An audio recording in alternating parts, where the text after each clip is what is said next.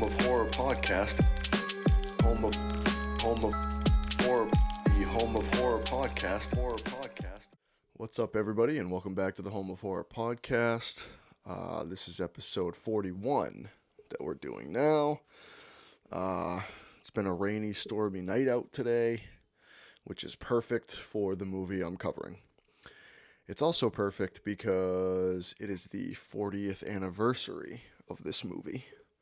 Today we're talking about the Tobe Hooper directed and Steven Spielberg produced Poltergeist, 1982, I think it was. So yeah, 40th anniversary. Great movie. I love this movie. This is a childhood movie for me. I think I saw it for the first time when I was like 11 or 12, I think, around that time. Today I'm drinking a concoction of ghost pepper tequila, pineapple, and pineapple White Claw. So it kind of looks like water, but it is not water. Far from water. Budget for this movie was around $10 million. It was a box office raging hit with making over $121 million, I think it was. Like I said, directed by Tobe Hooper, and produced by Steven Spielberg, written by Steven Spielberg and someone else as well, I think. There's a lot of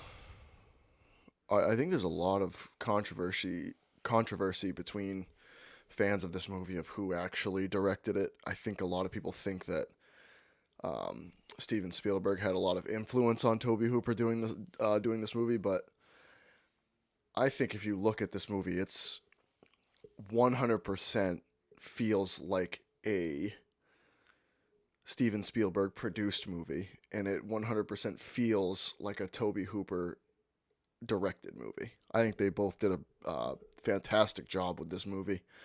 And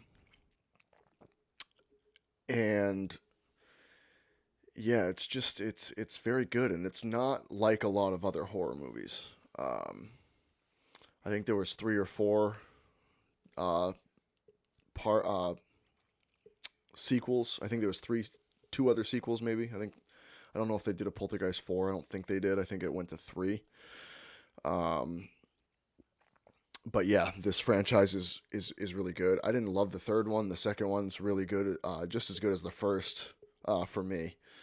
You have Reverend Cain in that one, you know what I mean, and there's a lot of connections with him, and he is the Beast. You know, we'll get more to the Beast in this first installment a little bit later in the show, but yeah, great movie, 1982. Starring, of course, Heather O'Rourke playing Carol Ann. You know, the famous "They're here" line. Fantastic line. There's a lot of cool one-liners in this that people still quote to this day. Of course, it's had spoofs, like in Scary Movie 2, I think it was. It has a few spoofs in that one. Also stars Jo Beth Williams, Craig Nelson, obviously, and Zelda Rubinstein, who plays, obviously, the famous Tangina. She's the psychic medium in the movie, and she's obviously famous for how incredibly short she is. She's a whopping 4'3", I think, and her iconic voice, her high-pitched voice, obviously, with the southern twang in there. So great actors in this movie.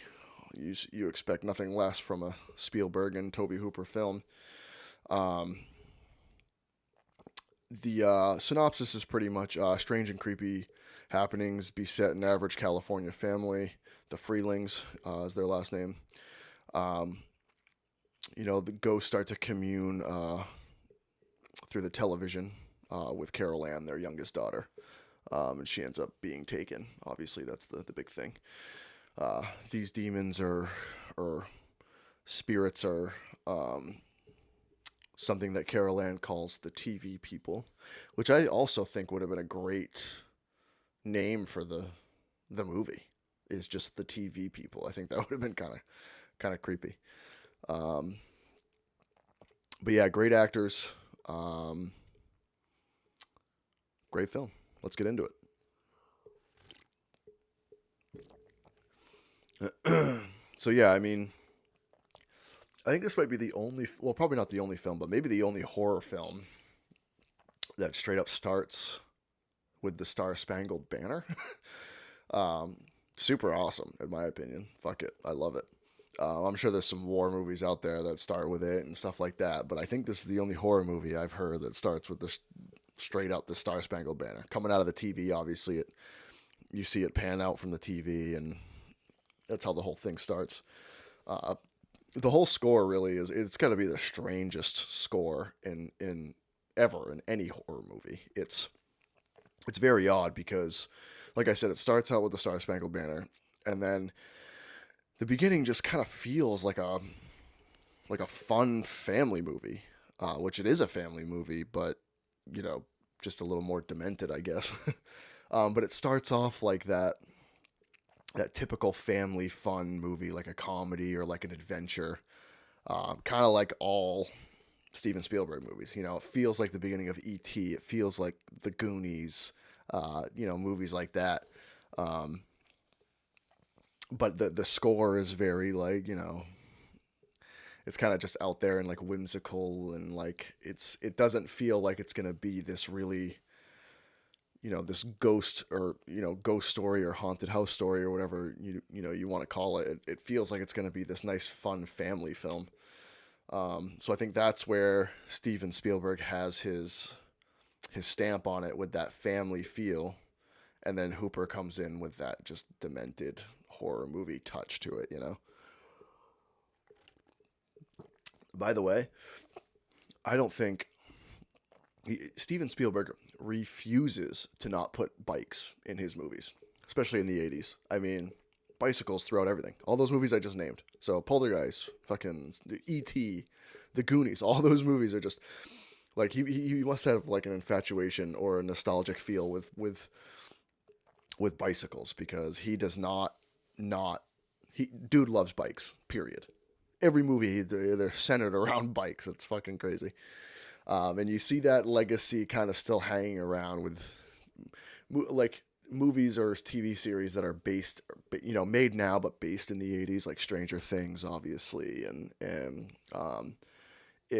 the movies, the new It movies, all with bicycles. And I guess it is that nostalgic feel to it, like everybody rode bikes in the 80s. That's just kind of how it was. Skateboards weren't really that huge yet, except for like the old school stuff. But bikes was just what everybody did. I mean, I know I did it. I didn't grow up. I was born in the 80s, but I didn't grow up in the 80s. I grew up in the 90s. It was the same thing. A lot of bikes, stuff like that. But it's just funny that it's like every single movie he does is just centered around him. Now, this movie isn't centered around them, but the beginning, like I'm talking about that beginning family feel. There's kids riding bikes and just everywhere all over the neighborhood. That's that typical California neighborhood. Yeah, I just think that's kind of funny that he always like centers around bikes and kids and stuff like that. Um, yeah, at the beginning we get like the typical family household of the teenage daughter. Then you have the two um, younger kids. You have Carol Ann, and then you have her brother. I can't remember her brother's name. Um, is it Robbie? I think it's Robbie. Yeah. And his room is totally sick, right? Just all Star Wars shit and fucking Rams football helmets and fucking alien poster and all that kind of cool shit. Just typical 80s, early 80s kids' room. And yeah, we get that typical family of, the dad's got his buddies over to watch the football games, the mom's cooking dinner, the kids are out playing and stuff like that. And we also have like which is so 80s too, we have like a remote battle. Possibly the greatest remote battle in 80s history. It's funny. You forget about that kind of stuff, those old TV box sets where you had the remote, and like if you had a couple TVs in the house, which this family does because apparently they're just rich. They have a TV in every fucking room, which is fine. 'Cause, I mean, obviously the whole point of the film is based around television. Um, but it's just funny because, those remotes used to, if two TVs were on, you might accidentally change someone else's channel. It could be the people next door, and in this case, it is. These guys keep changing each other's channel. His neighbor keeps changing the football game, and it's a hilarious back and forth of, remote control warfare. It's pretty funny.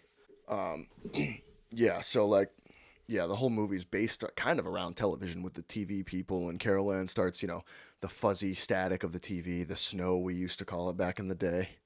Uh, she's hearing these voices coming from the TV and stuff, and they do a great job of like using the effects of probably blinking stage lights for the TV, but it like lights up the whole house. And I think we can all remember that as kids, people my age anyway. I'm 32, going on 33. Those old box sets when the channel would go out or whatever have you, and you would wake up and that snow and static was on the TV, and it would just be kind of blinking and really brighten up the room. And yeah, this family has TVs everywhere. They have one in every room. There's one in the kitchen, which I don't think you saw very often unless if you were wealthy. The little tiny TVs, with the big antennas on them. There's the bunny ears, we used to call them. But yeah, they have a shit ton of TVs. In the movie, things start getting strange for the family when Carol Ann starts hearing these voices coming from the TV. Like I said, she calls them the TV people, and then the mom sees the chairs stacked up in the kitchen. Then the dad comes home and they see, they show him that the chair will go from one side of the room to the other, and they got it like taped on the floor, the arrows and stuff. It's all done out. And at first, it's kind of like a game to them. They're like, I don't know what's going on. There's like a spirit in the house. There's something, and they're kind of having fun with it because they're so amazed by it. At one point she puts Carol Ann on the ground, and Carol Ann goes sliding. She's got the football helmet on. So at first it just feels kind of fun,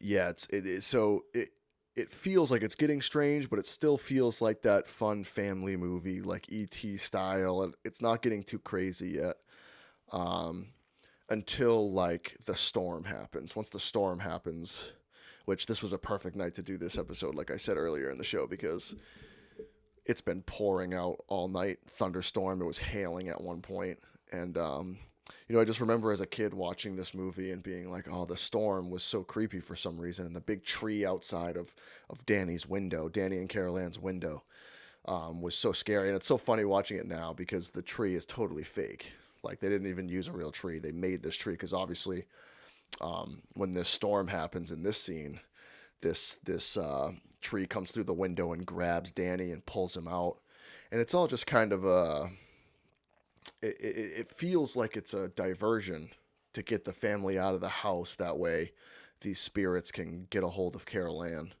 and that's exactly what happened. The tree pulls Danny out.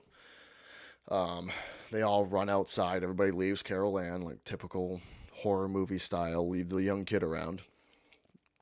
And Carol Ann gets sucked into the closet by these spirits, or what we presume are spirits at this point. You're thinking haunted house movie at this point, but obviously the title of the movie, Poltergeist, you're thinking it's a lot more demonic. She gets pulled into the closet. Family can't find her. They can start to hear her a little bit. Her voice is coming through the TV, that kind of thing. That's when things in the movie really start to take a turn from, it goes from kind of weird family movie to all out like, oh shit, some scary shit's going on pretty much. And they do a great job of that. Just the way the movie's filmed, and it's very, like I said, from the score to the, you get a little bit of creepiness with the TV blinking and stuff like that, but like nothing crazy. So they do a good job of switching this from like, oh, this is like a family movie to, oh, okay, this is like a demented, creepy family movie. And I don't know if people thought from like seeing the trailer and stuff like that, if like, you know, is this going to be really scary? I don't know. I didn't see the trailer, so I don't know if I should probably look that up because I don't know if it was like a scary thing. If people were like, "Oh yeah, this is going to be scary," because the thing is, I mean, this is a PG. This was rated PG. Now you have to remember that back in the day, I think when this came out, the early '80s, I don't think there was a PG-13 rating yet. I think I'm right on that. I don't think PG-13 was a thing yet. I think it went from, G to PG right to R. There wasn't like a weird in between. So since there wasn't like a lot of blood or anything, and it had like this and it has Steven Spielberg stamp on it, like I think they just went PG. So it was a lot different. The ratings were a lot different back then, but it's just funny to think that this was a PG movie.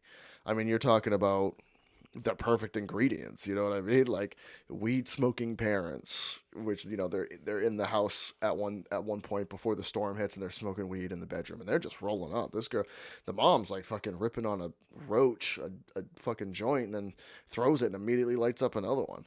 You have the weed smoking parents. You got demon clowns. You got killer trees. All of this with the demon beasts rolled into one. It's like the perfect ingredients for a PG movie, apparently. But like I said, they didn't have the PG-13 rating, I don't think, yet at that time. So it was either R, which it doesn't feel like an R movie, but for PG, it feels like, for nowadays, it's like, oh my God, this is the scariest PG movie of all time. Um, so yeah, that's that. This storm happens and rips Carol Ann away. And this is where I'm going to defend CGI a little bit because for the most part, I don't like CGI when it comes to like monsters or anything creative like that, like main antagonists of stories that, animals, monsters, stuff like that. It just doesn't work. I've talked about this almost on every single episode that like I don't like CGI, like practical effects for that type of shit. But when it comes to like, especially for weather, like weather effects, I understand CGI because it just makes weather things look so much better. Any storms, or like in this case, the tornado comes by and it just looks god awful. And like maybe in '82 it didn't look as bad. I mean, I don't think I noticed when I was younger in the '90s watching this, but I was very young. Like I said, I was like 11 or 12, so I didn't really care. But it just looks so bad. So when it comes to CGI, that's where it's successful with weather effects. And the other thing that's silly in this movie is like the animation. It just looks silly. The animation of the tornado, the animation of, the cloudy, paranormal looking TV people coming out of the TV just doesn't look good. It's very animated. So that's where CGI can work its magic. It's just compared to nowadays, that stuff is fine. I'm cool with that. You just don't want it to be like a monster, and you want all that to be practical, which Poltergeist does great. But for those little things, you just wish that maybe they could remaster it and put, some CGI in there, and it would make all the difference in the world, especially with that. I would almost get rid of that tornado completely. I haven't seen the remake in a long time. I know they remade this movie. I remember I own it. I haven't watched it in a long time. I remember not liking it very much. But I would be curious to go back and watch and see how they did the storm and the tornado in that movie. Because I think if Spielberg could go back, maybe you take that tornado scene right out of there and just make it a rainy, stormy thing with the a rainy, stormy night with the tree pulling Danny out instead of making it this weird tornado. But I guess they were trying to justify losing Carol Ann, or why this tree would be coming through the window, So I understand they're trying to justify it a little bit. But it definitely takes a weird turn with the tornado, and then, they try to match it up with the fact that they think when the whole bed shakes the night before and the whole room gets destroyed, I think they're trying to justify, like, okay, there was like a hurricane and then there was a tornado, and trying to make it believable, I guess. But I think if you could go back, you would just get rid of that tornado scene altogether. But then again, back in '82, you might have been like, oh shit, it looks like a fucking tornado, which, I don't know. Maybe it did. But now, it doesn't really hold up. So once Carol Ann gets taken, I mean, the movie starts to ramp up a little bit after that storm. When you're watching it now, you're like, okay, the storm's gone by. It didn't look great on screen now, but still good. You still have to realize it's the early 80s. Then things start to ramp up a little bit. We get some paranormal investigators that come over, which I love these scenes. I love these people as characters. They feel like, like if you watch Insidious nowadays, those type of quirky, funny. They're not really funny, but like they're just quirky and like, I think when they did Insidious, they kind of took that a page out of Poltergeist for those characters, for the paranormal investigators. Those guys in Insidious that are like nerdy and hilarious. I think it was James Wan who did those movies, was probably like, oh, let's take that page out of Poltergeist, but like, let's go in depth with these characters a little bit more, and we can make these, funny and make it just kind of like some comic relief, while still being scary and still make sense in the movie. But I think that kind of started with Poltergeist. These characters are great, and they're on screen for quite a while for these next few scenes. It kind of dies down a little bit, even though, what they did is they didn't do like the dramatic effect that like a lot of movies do now, where no one believes the family. You know what I mean? Nowadays, if you get a paranormal movie, no one believes the family. The paranormal investigators come over and nothing happens forever, and then something might move, and then they're like, oh, we can set up some shit. In this one, it's like the investigators come over and they're explaining how like this one toy moved and it took 7 hours to get from point A to point B, and the guy's amazed, and then the dad's like, oh yeah, check this out. Opens Carol Ann's room and shit's just flying all over the place, you know what I mean? Light bulbs, toys are alive, all this crazy shit, and they're just like, what the fuck's going on? So it's cool that they just kind of jumped in, and there wasn't like this whole dramatic effect of like dragging out that no one believes this family. And I'm pretty sure they did that in the newer version. I can't remember when that remake came out, but I think they did it in that, which I thought was just kind of stupid. But I do like that they just, all hell breaks loose when those paranormal investigators there. Shit's flying around. They got the door locked because they're like, the dad, you could tell he's been up for days. He's fucking drinking, like all this crazy shit. Yeah, there's like no need to not believe the family. You know what I mean? You just jump right in and these guys can get right to work, which saves time. Because this movie's like almost 2 hours. It's like an hour and 55 minutes or something like that. So there's no need to keep dragging it out, and let's just get right down to the bottom of it. Let's believe the family and let's get right to work, which I liked. I don't like that whole dramatic effect. You just know it's coming in every movie nowadays. Oh yeah, I get it. Nothing's going to happen when they get there. And then you're going to have to wait. And then finally they'll believe them and all this shit, which works in a lot of situations. And I understand why they do it. But for this movie, it's like, hey, let's just jump right into business. This movie, it really felt like they were like, hey, let's make everybody feel like this is a big deal. Like there's no waiting around. There's no like little things happening over like a month. It's like all this shit's happening right now, and it's crazy. And when they get there, everything's going on, that whole shit in the room. And then at one point they're watching their screens and everybody's falling asleep, and you get like, that one investigator that he's hungry and he goes into the kitchen. It's such a good scene, man. He goes into the kitchen, he gets a steak, and then the steak starts moving across the countertop like a fucking inchworm or something. And he's eating a chicken wing, and all of a sudden that's got maggots all over it. He's starting to trip out a little bit. They're fucking with him, Then he goes to the bathroom and does the old splash the water on the face, and then he looks up, and all of a sudden he's just tearing his flesh off right down to the bone, right? And it just it's so, I guess you would call it cheesy nowadays, but that's the shit I like. That's the cool stuff I like. Well, like you can tell they just set this head on like a body, and then someone put someone's hands in the frame to pull all this shit off, but it just looks good. It looks good every time. Just do it every time. It looks great. Do it now.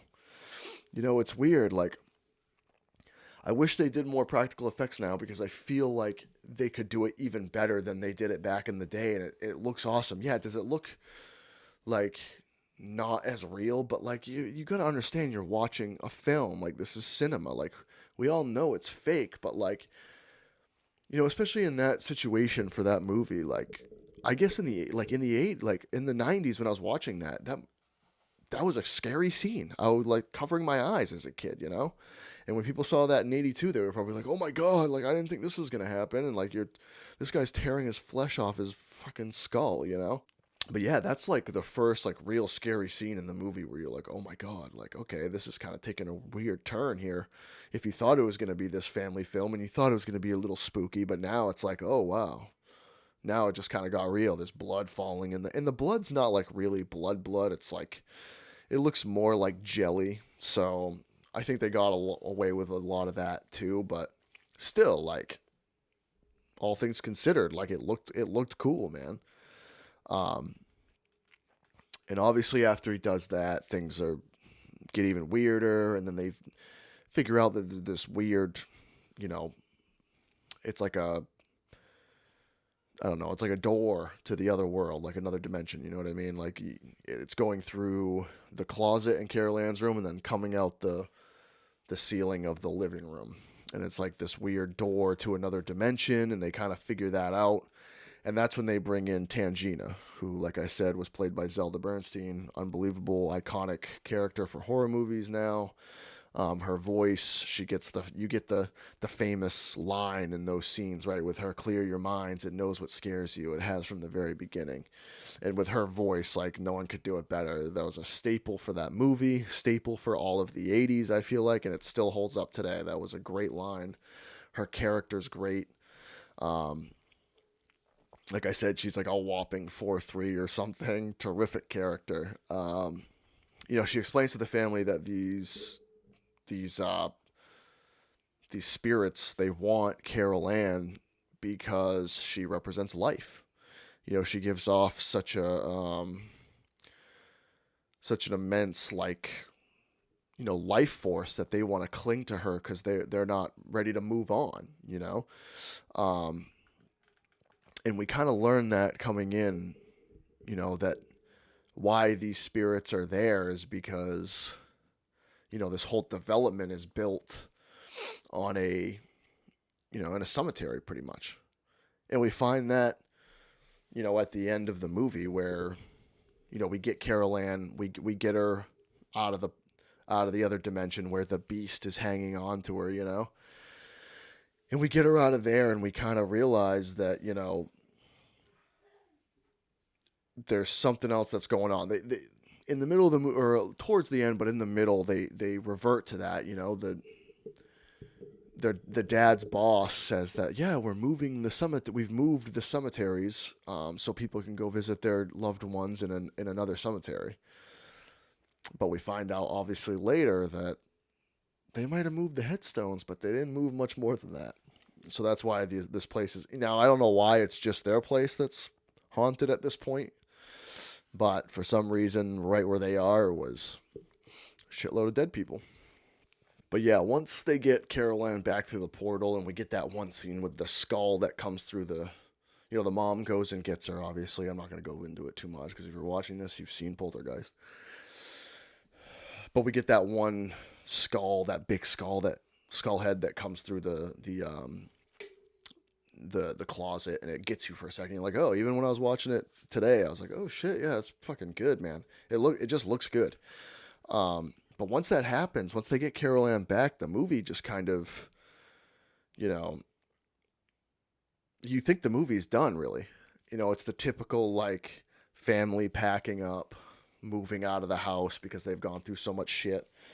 Carol Ann barely remembers anything. It's kind of like a, ode to The Exorcist when, Reagan is done being possessed and she doesn't remember anything, and they're moving out of the house and all that kind of stuff. But it's from here on out that the movie goes from, in my opinion, goes from good to great. It really, from here on out, it makes it special, because what happens is the pacing of the movie completely changes. It goes back to, you're able to take a breath pretty much.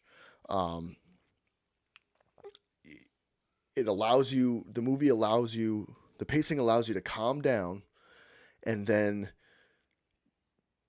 all of a sudden it's going to ramp right back up. We get after that, we get the clown possession scene, the famous clown possession scene, which was also done in Scary Movie 2 as a spoof, obviously. And we get the scene of the mother on the bed, and she's just taking a shower, and all of a sudden she starts rolling up on the ceiling. She's being attacked. And then we obviously get the demon beast scene that comes through the portal, and it's this, I just remember as a kid seeing this thing. It's a big skeleton with the big arms and the big face, and it's got crazy wavy hair, and it's just all white. And I just remember being like, oh my god, I saw that in my nightmares for, it seemed like months on end after that.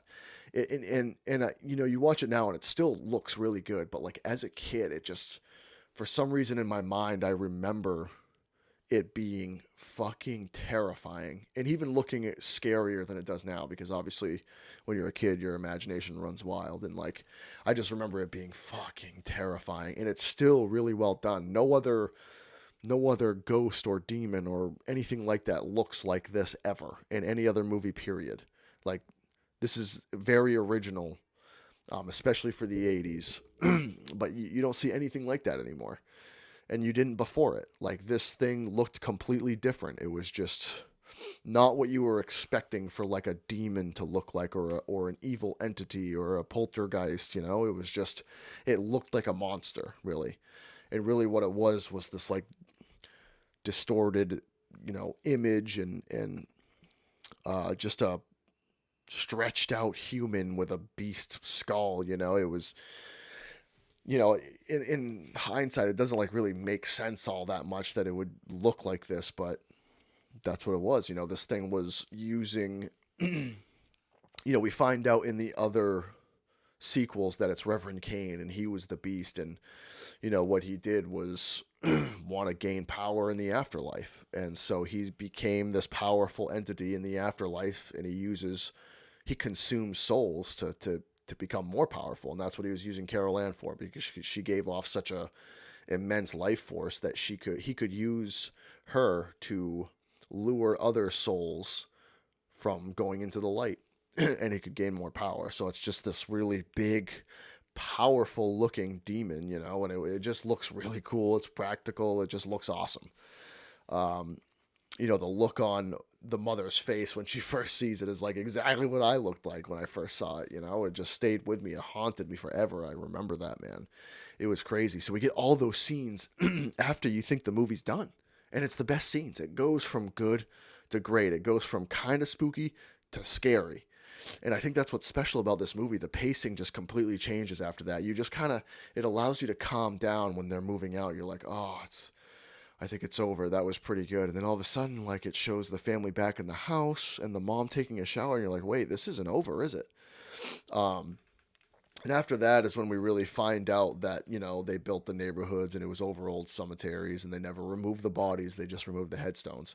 So, when they're in the kitchen, all of a sudden these, well, really they first show it with the pool scene, right? The mom falls into the pool, and all of a sudden skeletons start popping out of the mud, and you're like, what the hell is going on? And you start to realize, like, oh my God, they didn't remove the bodies. And, caskets start coming up out of the ground in the kitchen. And I mean, at one point they're like taking off in the car, and like a casket and a body just comes flying out of the garage. And it was actually pretty hilarious, but it looked cool. It just was a cool look, and a cool idea to do. Just that last jump scare, kind of. You get that famous scene with the dad like grabbing the boss because he shows up for some reason in front of the house just randomly, and he says, "You didn't remove the bodies, did you, you bastard?" You know what I mean? And you're like, holy shit, they've just been sitting on these haunted cemetery grounds or graveyard. You know what I mean? So it kind of brings the whole movie together on why they're being, why this family's being haunted and why they're being fucked with. And so all that happens after you think the movie's over. And that's what, there's another 10 minutes to that film, maybe even 15 after that. And that's when all the juicy shit happens. That's when all the good stuff happens. And it really just pushes this movie from like being like a pretty cool movie to like, oh wow, this was a scary movie.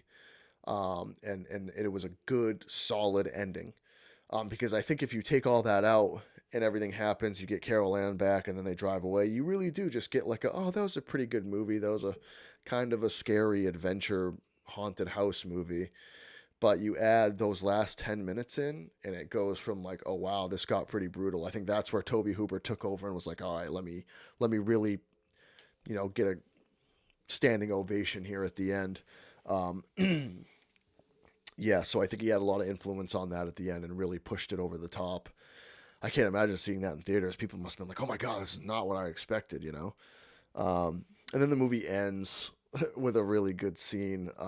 The family stays at a hotel and it is finally over. You see the door shut, but then the dad comes back out and rolls the TV out on its little TV cart and fucking keeps it outside on the hallway and then goes back inside and it just kind of pans out from there. But it was a nice little ending to be like, yeah, fuck TVs now, right? If you were part of that family and that happened to you, you'd be like, fuck TVs. I'm not dealing with that shit anymore. But yeah, I just love this movie, man. It's really good. I've always liked it. It's an easy watch. It's fun to watch. I think that the sequels are pretty good. I didn't love the third. The second one I think is almost just as good. Has some great scenes in that. Maybe I'll cover that soon too because there's some, I mean, when the dad drinks the tequila worm in that one, such a cool scene. You get even better effects in that movie. And since you do get the sequels, you understand that, you know, this was a popular movie when it came out. And also, I did want to mention, I think everybody knows this, that Heather O'Rourke, the girl that played Carol Ann, ended up passing away. I think she went into septic shock at one point. I think that's how she died. So, the late, great Heather O'Rourke, she was awesome in this movie. The silver hair, the white hair, that's what everybody remembers. The cute voice, they're here. She was great. I'm pretty sure it was septic shock that she went into and ended up dying. I think it was like during the third one or something. It wasn't right off the bat, but I think they do a segment on it for Cursed Films, that show on, I think it's Shudder, right? But yeah, legendary movie, great movie, fun to watch every time. I think it's also a good movie that you can show. I'm glad I saw it when I was a kid. I really am. I think it's one of those movies that it could be that first movie that you show your younger kid, like, when they are 11 or 12 and be like, oh yeah, well, let's take the next step. Let's not watch Goosebumps. Let's watch this. And all of a sudden it might blow them away. But I think it's a good first step one. I just always loved this film. I have a lot of respect for this film. Heavy hitters with Spielberg and Tobe Hooper, obviously. Maybe I'll cover the remake at some point too, just to probably trash it, right? But overall, great. And yeah, that's about it. That's all I got to say. Super pumped on this film. It's the 40th anniversary, so happy anniversary to Poltergeist. Hope you guys liked the episode. Make sure you follow me on Instagram, New England HOH. That's New England Home of Horror. Make sure you like and comment on the videos. Help that algorithm out, and I really appreciate you guys watching. See you guys later. Home of Horror, the Home of Horror podcast. Home of Horror, the Home of Horror podcast. Horror podcast.